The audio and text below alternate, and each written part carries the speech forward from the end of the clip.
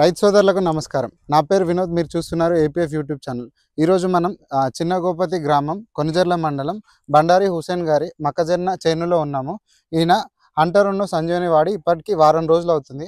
అసలు ఆ రైతుకి హుసేన్ గారికి మందు ఎలా తెలుసు ఏంటిది అనేది ఒకసారి రైతు మాటల్లో తెలుసుకుందాం. నమస్కారం అన్న. నమస్తే అన్న. మీకు ఈ మందు ఎట్లా తెలుసు ఏంటిది? ముందన్న నేను పనికి వెళ్తాను, ఖమ్మం పనికి వెళ్ళిన. అయితే పనికి వెళ్ళిన కాడ మేడం గారు ఫోన్ చేశారు. ఫోన్ చేస్తే ఇట్లా సంగతమ్మ ఈ మందు బాగా పనిచేసిద్ది అది అన్నారు. మీరు ఏ మందు వాడతారా అని చెప్పింది. అంటే మాక్సిమం 3 మందులు వాడతాము అని చెప్పిన.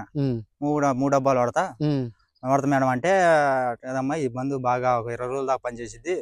ఆ మూవ్ అంటే అది కొట్టంగానే ఆ మందు ఆ పురుగు తగిలితేనే చచ్చిద్దిలే కానీ ఇదైతే 20 రోజుల దాకా పనిచేసిద్ది అని అన్నారు మేడం గారు.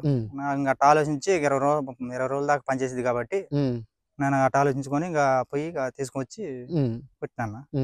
ఇప్పటికి వారం రోజులు అవుతుంది. పురుగు ఎట్లా పోయింది? నలుపు కొద్దిగా నలుపు మంచిగా నలుపు కూడా వచ్చింది.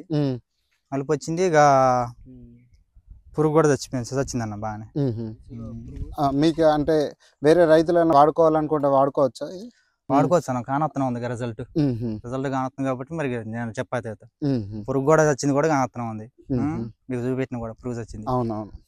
దాని గురించి మరి నాకైతే మంచిగా అనిపించింది. సరే అన్న, ఓకే, ధన్యవాదాలు.